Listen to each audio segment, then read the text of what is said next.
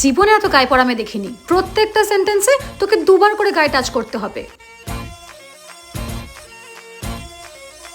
হাসবি না একদম। ওখানে তো কতগুলো ছেলে ছিল, ইভেন বেশ কয়েকটা সিঙ্গেল ছেলেরাও ছিল। তাদের দিকে না দেখে বারবার শোভন একটা ছবি তুলে দিবি, শোভন একটা ছবি তুলে দিবি, ন্যাক্কা যত সব, বিরক্তিকর।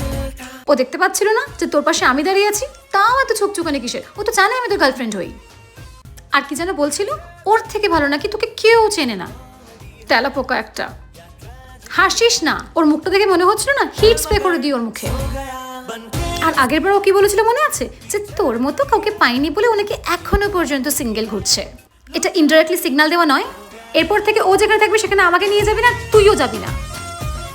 ট্রাস্ট মি, এত গায়ে পড়া মেয়ে যে পৃথিবী এক্সিস্ট করে ওকে না দেখলে আমি বুঝতেই পারতাম না।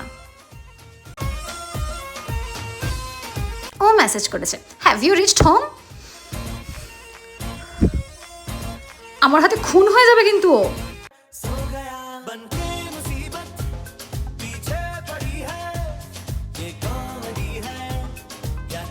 শাওরা গাছের পেতনিটাও ওর থেকে ভালো হয়, শাকচুন্নি একটা।